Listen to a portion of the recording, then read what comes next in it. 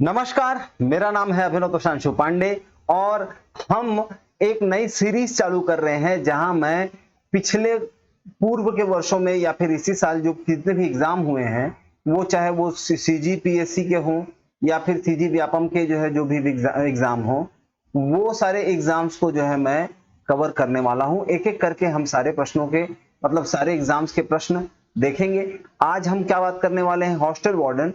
और ये hostel warden की ये जो परीक्षा या छात्रावास अधीक्षक की ये जो परीक्षा थी ये 2014 का प्रश्न पत्र है। अगर आपके पास में प्रश्न पत्र हो तो अच्छी बात, और अगर नहीं हो तो आप हमारे टेलीग्राम चैनल में जाइए, वहां पर आपको जो है प्रश्न पत्र भी मिल जाएगा।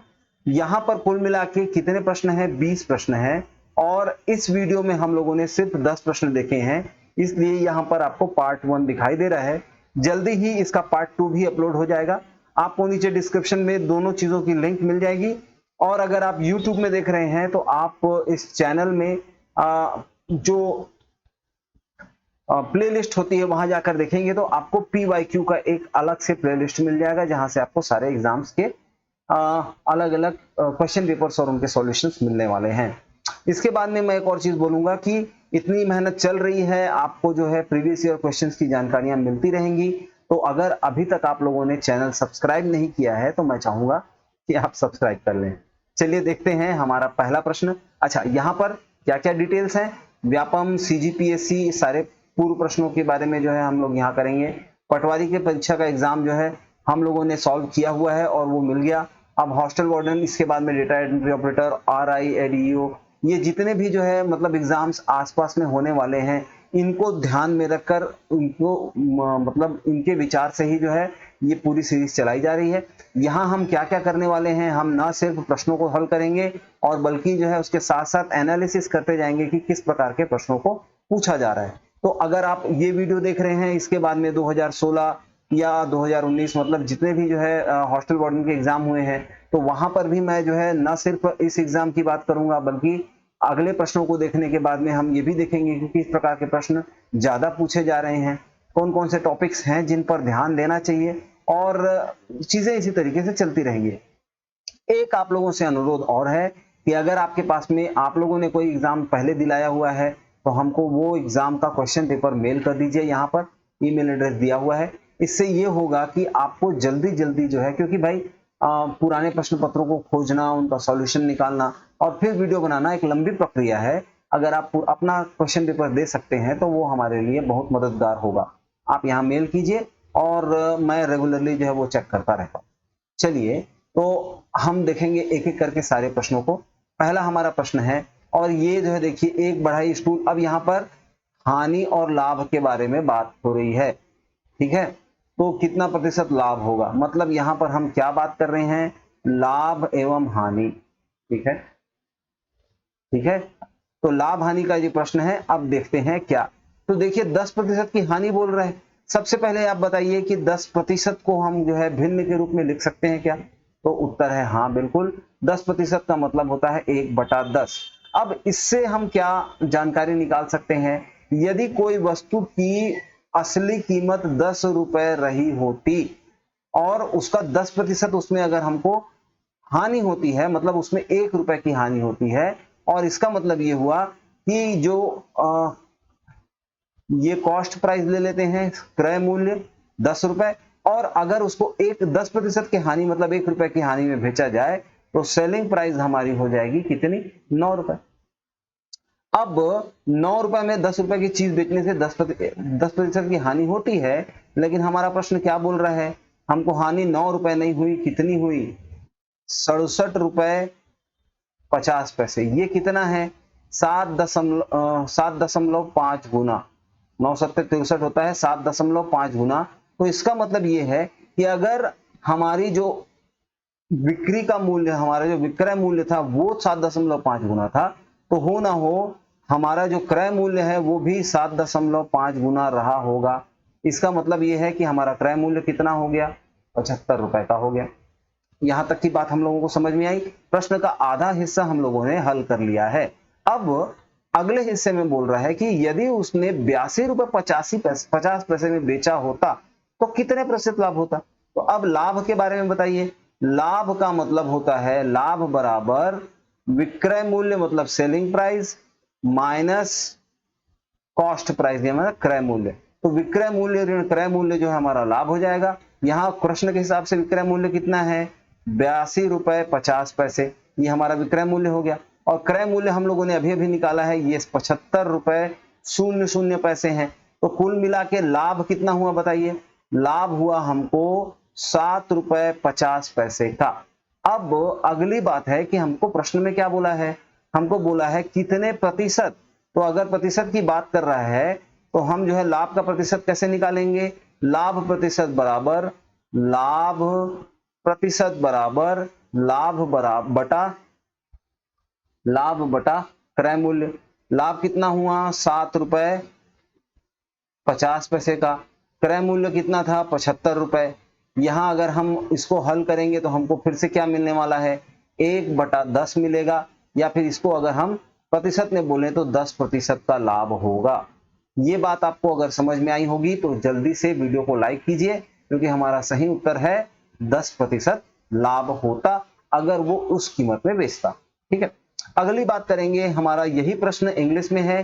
जिन लोगों को इंग्लिश में पढ़ने की आदत है आप ये प्रश्न यहां देखें, और नहीं तो टेलीग्राम चैनल में जाएं और वहां पर जो है आपको ये प्रश्न पत्र ही पूरा का पूरा मिल जाएगा। ठीक है, आगे बढ़ते हैं हमारे अगले प्रश्न की ओर। अब ये प्रश्न यहाँ पर देखिए क्या है कि लंबाई चौड़ाई ऊंचाई के बारे में बात हो रही है और पुताई के बारे में बात हो रही है। ये प्रश्न है असल में क्षेत्र मिति का। ठीक है, तो क्षेत्र मिति का ये प्रश्न है। आप लोगों ने इससे पहले क्या प्रश्न देखा था कि वो था लाभ और हानि का, तो ये क्षेत्र मिति का प्रश्न है। अब यहाँ देखिए एक कमरा है, वो इस तरीके का कमरा है भाई, कैसा है हम देख लेते हैं। ये इस तरीके से एक कमरा हम लोगों ने बना लिया। अब इस कमरे में क्या है कि दीवारों की पुताई करना है, छत की नहीं। ये बात हमको समझनी चाहिए। तो हमको जो क्षेत्रफल से जो मतलब होगा वो सिर्फ दीवारों के क्षेत्रफल से मतलब होगा। ठीक है, तो दीवारों का क्षेत्रफल हम कैसे निकालेंगे, दीवारों का क्षेत्रफल निकालने के लिए हमारे पास में जो दीवारों का क्षेत्रफल बराबर 2 गुणा लंबाई गुणा ऊंचाई धन चौड़ाई गुणा ऊंचाई। अब यहां पर समझने वाली बात है कि जब हम लंबाई, ये हमारी लंबाई है, 1 मिनट कलर चेंज करते हैं आपको ज्यादा अच्छे समझ में आएगा। ये हमारी लंबाई है देखिए, और इसका जो है अगर हम ऊंचाई से गुणा करेंगे तो हमको इस वाले पृष्ठ का जो है क्षेत्रफल मिलेगा। इसी के बराबर पीछे वाला भी पृष्ठ होगा, इसलिए हम लोगों ने यहाँ पर 2 गुणा लंबाई गुणा ऊंचाई किया। और उसी प्रकार से ये है हमारी चौड़ाई और ये है हमारी ऊंचाई। तो हम लोगों ने चौड़ाई और ऊंचाई का जो है जब गुणा किया तो हमको ये पीले वाले पृष्ठ का क्षेत्रफल मिला, जो कि इस तरफ भी बराबर है। तो ये सूत्र लगा दिए। अब देखिए 2 गुणा ऊंचाई को हम कॉमन ले सकते हैं, तो ऊंचाई भी कॉमन ले लेते हैं। ऊंचाई कितनी है, ऊंचाई है यहाँ पर, हाँ ऊंचाई है यहाँ पर 3 मीटर। ठीक है, अब लंबाई कितनी है 5 है और चौड़ाई कितनी है 4 है। तो हमको मिला 9 और गुणा 6 मतलब ये हो गया 54। तो 54 वर्ग मीटर कुल मिला के हमारा क्षेत्रफल है। अब अगला प्रश्न देखिए, प्रश्न के अगले हिस्से में बोल रहा है यदि एक वर्ग मीटर को ठीक है, 1 वर्ग मीटर को अगर पोतने में खर्च कितना आता है 5 रुपए, तो बताइए 54 वर्ग मीटर को पोतने में कितना आएगा। तो 5 गुणा 54 करेंगे, 5 गुणा 54 करेंगे और हमारा उत्तर हो जाएगा 270 रुपए। यही हमारा उत्तर होना चाहिए। ये हमारे ऑप्शन सी में है और यही हमारा सही उत्तर है। ठीक है, आगे बढ़ते हैं। आप लोगों को देखिए, हो सकता है कि आपके बहुत सारे दोस्त जो है इन परीक्षाओं की तैयारी कर रहे होंगे और उनको भी जो है ये समझ में नहीं आ रहा होगा कि हम परीक्षा को उसके प्रश्न पत्र का सॉल्यूशन कहाँ देखें, किस प्रकार से अपनी तैयारी को आगे बढ़ाएं। तो यहाँ पर भाई अपने दोस्तों को भी बता देना जो है वो बुरी बात नहीं होगी। आप उनसे भी ये वीडियो का लिंक शेयर करें ताकि ज्यादा से ज्यादा लोगों को ये लाभ मिल सके और ज्यादा से ज्यादा लोग अपनी तैयारी अच्छे से कर सकें। तो इंग्लिश में हम लोगों ने प्रश्न वही देख लिया। अब हम बढ़ते हैं हमारे तीसरे प्रश्न की ओर। ये क्या है, देखिए 3 पहिए और यहाँ पर जो है ये किस प्रकार का प्रश्न हुआ, ये जो है हम लोग एक्चुअली में हल करते हैं HCF में, HCF एंड LCM, ठीक है। यहां पर जो है इस प्रकार के प्रश्नों को देखा जाता है। चलिए देखते हैं। तो हमारे पास में है कि एक पहिया 1 मिनट में 20 चक्कर, 30 चक्कर और 40 चक्कर लगाता है। सबसे पहले हम समय निकालेंगे, तो T1 पहले पहिए के लिए, देखिए 1 मिनट में सेकंड कितने होते हैं 60, और कितने चक्कर लगाता है 20, इसलिए जो है एक चक्कर लगाने में लगने वाला समय कितना मिला, 3 सेकंड, ठीक है। इसी प्रकार दूसरे पहिए के लिए देखो, 60 सेकंड में वो 30 चक्कर लगा लेता है, तो हर एक चक्कर को 2 सेकंड लगते हैं। और T3 क्या मिलेगा हमको, T3 मिलेगा 60 सेकंड में अगर वो 40 चक्कर लगाता है, तो हर एक चक्कर के लिए उसे 3/2 सेकंड लगता है। अब ये चीज हमको पता चल गई। अब ये बताइए कि ये तीनों के तीनों पहिए एक साथ अगर कहीं से घूमना चालू करते हैं, तो वो अगली बार कहां मिलेंगे। तो ऐसी जगह हमको ऐसी वह छोटी से छोटी संख्या ज्ञात करनी है, जिससे अगर हम इन तीनों नंबरों को उस संख्या को जो है इन तीनों संख्याओं से अगर भाग देंगे, तो हमको पूरी तरीके से कटना चाहिए। मतलब कोई संख्या x ली, उसको हम अगर t से भाग दें, t1 से, या फिर t2 से भाग दें, या फिर t3 से भाग दें, हर बार उत्तर एक पूर्णांक आना चाहिए। ऐसी संख्या हम क्या निकालेंगे, एलसीएम निकालेंगे।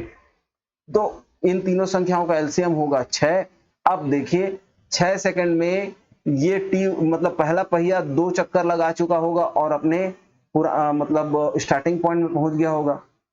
इसी 6 सेकंड में दूसरा पहिया जो है वो 3 चक्कर लगा चुका होगा और अपने स्टार्टिंग पॉइंट में पहुंच गया होगा। और इसी 6 सेकंड में तीसरा वाला जो पहिया है वो 4 चक्कर लगा के अपने स्टार्टिंग पॉइंट में पहुंच गया होगा। ये तीनों एक साथ सबसे पहले कब मिलेंगे, 6 सेकंड में। तो ये चीज हम लोगों ने देख ली। अगर आप इस तरीके के और भी सवाल देखना चाहेंगे तो आप प्लेलिस्ट में जाइए, वहां पर आपको ये चीजें मिलेंगे। चलिए, तो यही प्रश्न इंग्लिश में एक बार देख लीजिए और फिर बढ़ते हैं हमारे अगले प्रश्न की ओर। हमारा अगला प्रश्न क्या है, देखिए ये है बीजगणित से सॉल्व होने वाला प्रश्न, ठीक है। यहां पर देखते हैं किसी मेस में कितने विद्यार्थी हैं, 40 विद्यार्थी हैं, और बाद में उसमें जो है 10 की वृद्धि हो जाती है तो 50 हो जाते हैं, ठीक है। अब मासिक व्यय में, कुल मासिक व्यय में 2000 रुपए की वृद्धि होती है। मान लेते हैं, हम लोगों ने माना क्योंकि ये बीजगणित है ना, तो मान लेते हैं कि प्रति विद्यार्थी जो है x रुपीस का खर्च होता। हमारे पास में विद्यार्थी कितने हैं, 40, तो कुल मिला के खर्च कितना होता, 40x। अब हो ये रहा है कि 40 की बजाय हमारे पास में विद्यार्थी 10 और आ जाने से 50 हो गए। और प्रश्न क्या बोलता है कि औसत व्यय मतलब प्रति व्यक्ति व्यय में 200 रुपए की कमी हो जाती है। मतलब यहां हम ले लेंगे x ऋण 200, तो यहां पर कुल खर्च कितना हो जाएगा, कुल खर्च हो जाएगा 50 गुणा x ऋण 200, ठीक है। अब यहां क्या देखना है, अगली बात कि पहले मैस में जो कुल खर्च होता था, उस कुल खर्च में सिर्फ 2000 रुपए और जोड़ देने से, 2000 रुपए और जोड़ देने से इनका जो है खर्च होने लगा। तो अब बताइए कि 50 विद्यार्थियों के ऊपर प्रति व्यक्ति जो खर्च होने वाला है उसमें क्या बदलाव आया, ये प्रश्न है। तो अब हम क्या देख रहे हैं, हम ये देख रहे हैं कि अगर मैं 40x में 2000 रुपए और जोड़ दूं, इस संख्या में 2000 रुपए और जोड़ दूं, तो ये नई संख्या के बराबर हो जाएगा, ठीक है। हम लोगों ने क्या देखा, हम लोगों ने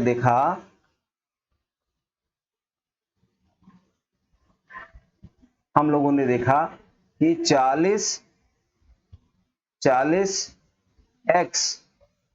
चलिए इसको काटते हैं।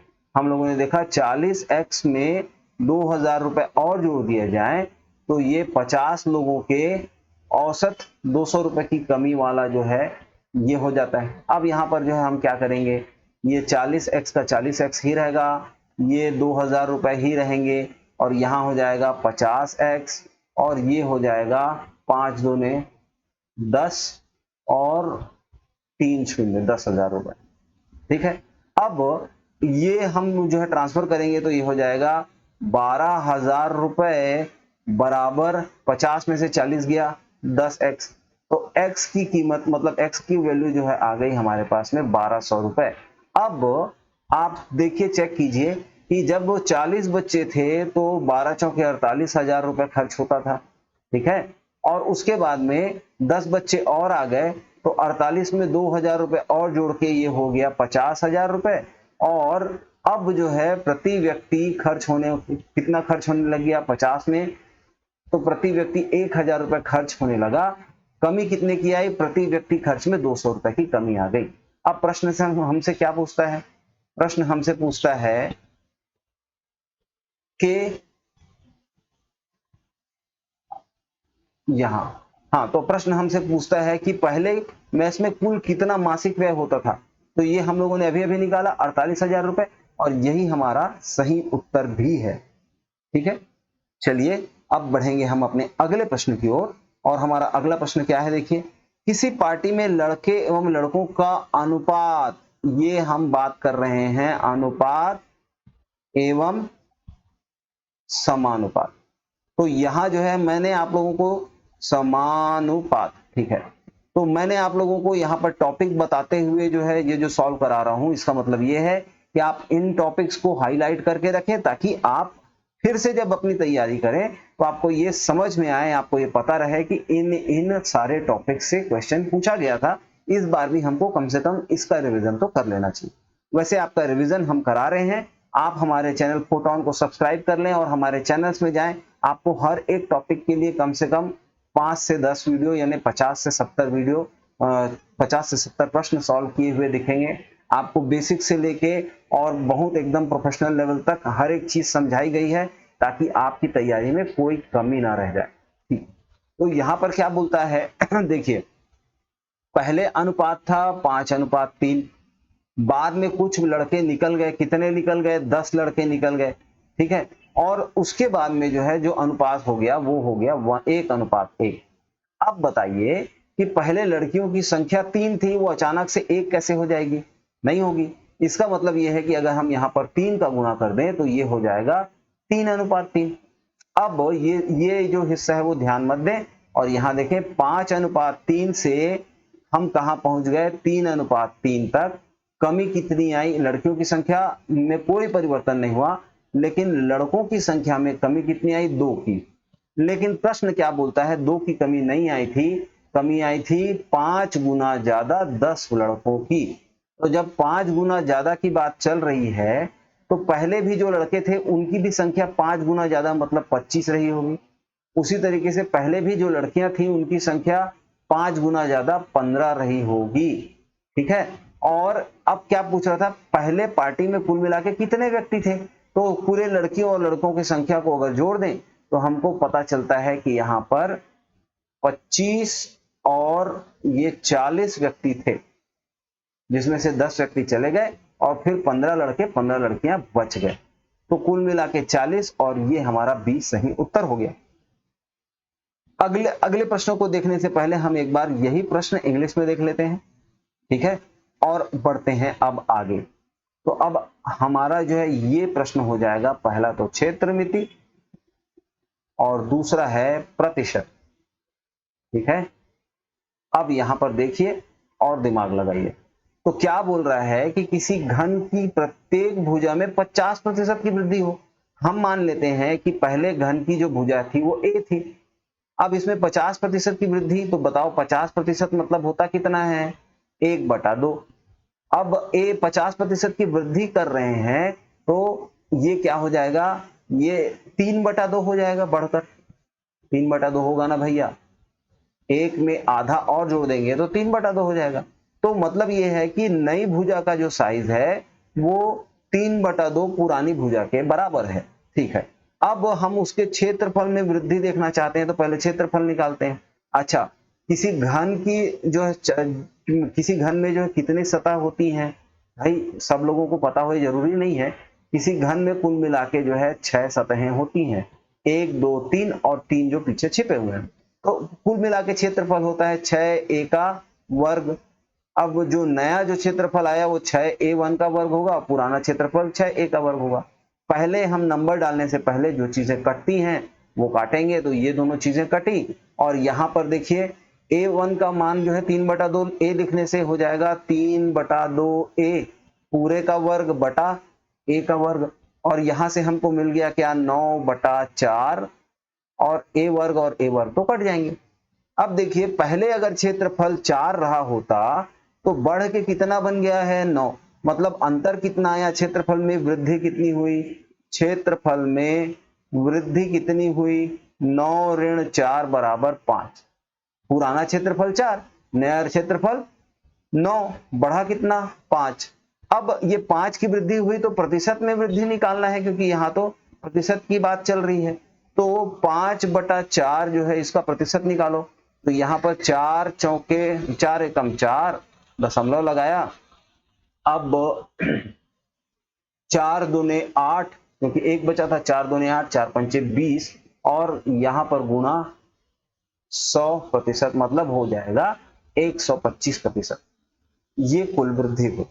क्षेत्र मिति और प्रतिशत ये दोनों चीजों को मिला के प्रश्न दिया है।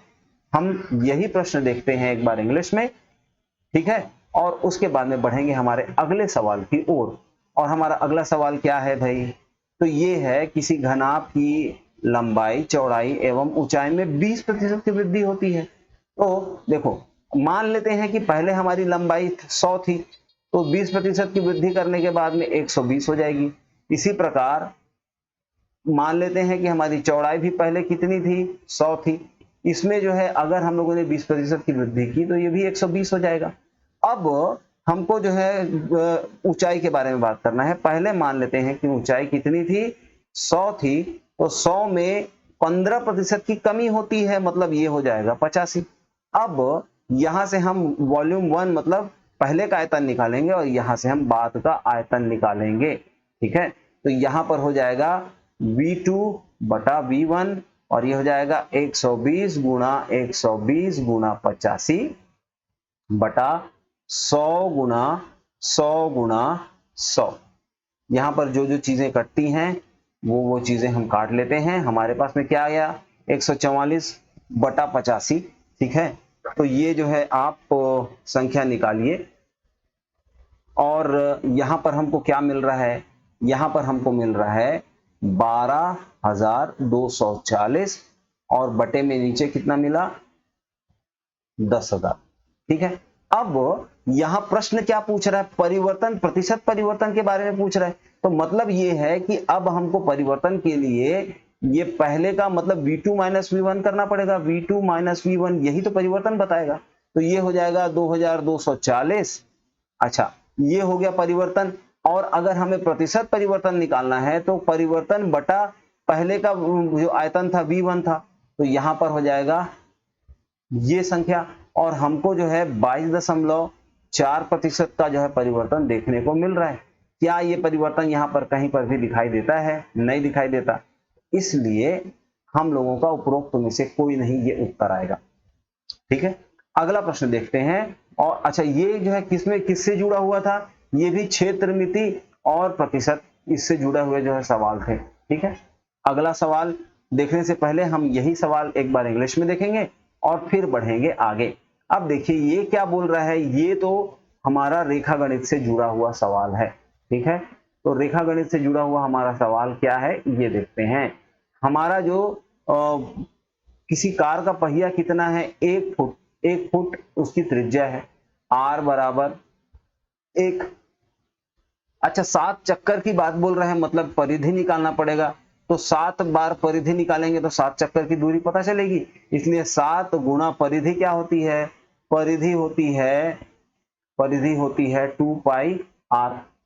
अगर 2 पाई r होती है तो 7 गुणा 2 पाई r करेंगे और यहां पर जो है इसका मान डालते हैं। तो 7 गुणा 2 गुणा 22/7 गुणा 1।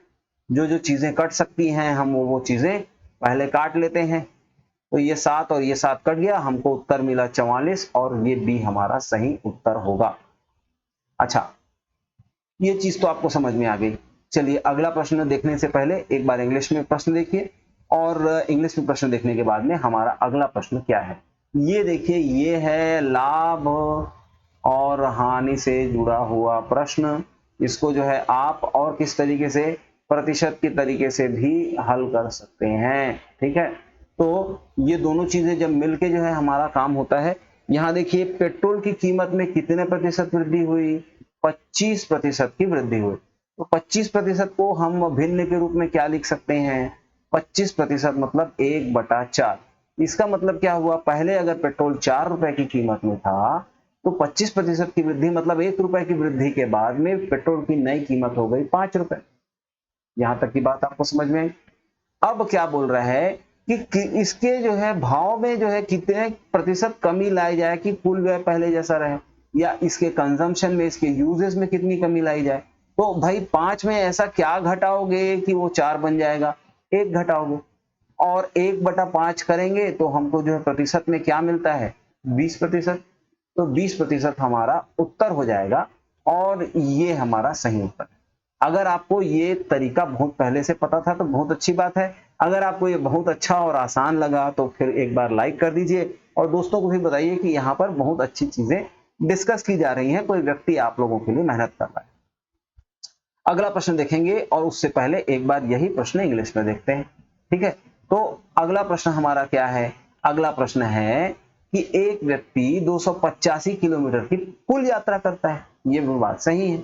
उसके बाद में जो है हम क्या कहते हैं, उसको कुल मिला के जो समय लगा वो कितना लगा, उसको कुल मिला के समय लगा 6 घंटे के, ये भी बात सही है। चलो, तो ये कुल मिला के दूरी s हो गई और ये कुल मिला के समय हो। अब क्या बोल रहा है कि 40 किलोमीटर प्रति घंटे की रफ्तार से मतलब v1 है, और कुछ दूरी तय करता है, फिर 85 किलोमीटर प्रति घंटे की रफ्तार से कुछ और दूरी तय करता है।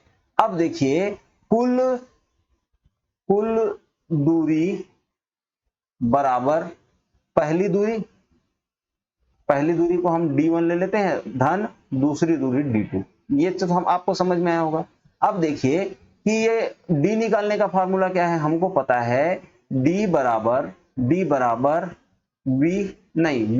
d बटा t, v बराबर d बटा t, मतलब यहां हम बोल सकते हैं चाल बराबर दूरी बटा समय, स्पीड बराबर डिस्टेंस डिवाइडेड बाय टाइम, ये चीज हमको पता है।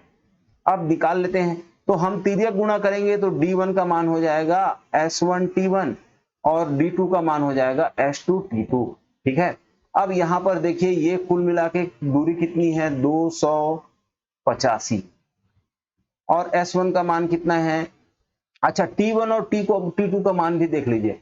t1 और t2 दोनों समय को अगर जोड़ दिया जाए तो हमको कुल मिला के 6 घंटा मिलता है। अगर हम लोगों ने s1 को कितना माना 40 और t को यहाँ पर 40 में t का गुणा कर दिया या t1 का गुणा कर दिया, तो अब जो है s2 कितना है, s2 है 85, और यहाँ हमको 6 में से जितना भी समय s 40 की स्पीड से चले तो 85 ऋण t1, हम लोगों ने ये तो पक्षांतर किया ना, तो 6 में से, हाँ यहाँ पर 6 ऋण t1 होगा। ठीक है, तो 6 ऋण t1 हो जाएगा। अब ये फिर से इक्वेशन देखिए 285, चलिए एक नया पेज ले लेते हैं। ठीक है, यहां 285 बराबर 40 किलोमीटर की रफ्तार से t1 समय तक चले, फिर 85 किलोमीटर की रफ्तार से 6 माइनस t1 की स्पीड से चले। यहां इसको जो है अगर हम ब्रैकेट ओपन करेंगे तो ये हो जाएगा 285 बराबर 40 t1 ऋण, देखिए ये गुणा किए तो 85 t1 धन 85 गुना 6, 6 पंचे 30 और 8 छका 48, 49 50 51। तो अब हो जाएगा, यहां देखिए इसको हम अगर दूसरी तरफ भेज दें तो हमको मिलेगा 45 t1 बराबर 510 ऋण 285। कितना होता है भाई 510 ऋण 285, तो 10 शून्य में से 5 गया बचा 5, फिर 11 में से 8 गया 9 10 11 3 और 3 या 2, 510 285, यहां पर 5, यहां पर 11 में से 9 गया 2 और 5 में से 2 गया 5 में से 3 गया 2, 225 होता है। 45 T1 का मान 225 और T1 का मान 225 बटा 45, तो यहां पर हमको मिल जाएगा 5। मतलब ये हुआ कि 40 किलोमीटर प्रति घंटे की रफ्तार से वो 5 घंटे तक यात्रा किया और 85 किलोमीटर प्रति घंटे की रफ्तार से 85 किलोमीटर प्रति घंटे की रफ्तार से 1 घंटे यात्रा किया, तो कुल मिला के दूरी कितनी तय किया? 85 किलोमीटर की। अब हमारे ऑप्शंस देखते हैं कि ये उत्तर है कि नहीं है। तो हमारे ऑप्शन में क्या बोलता है? हमारे ऑप्शन में बोलता है 85 किलोमीटर और ये हमारा सही उत्तर। हम लोगों ने 10 प्रश्नों का जो है उत्तर देख लिया है। अब इसके बाद में अगर आप चाहें तो नीचे डिस्क्रिप्शन में आपको टेलीग्राम का चैनल मिल जाएगा, जहां इसका सॉल्यूशन तो आपको मिल ही जाएगा। और इसके साथ साथ जो है आप वीडियो को लाइक करें और अगले वीडियो का इंतजार करें। वहां पर क्वेश्चन नंबर 11 से लेके 20 तक की हम फिर से चर्चा करने वाले हैं। तो जुड़े रहिए मेरे साथ, मिलते हैं एक बार फिर और तब तक के लिए धन्यवाद।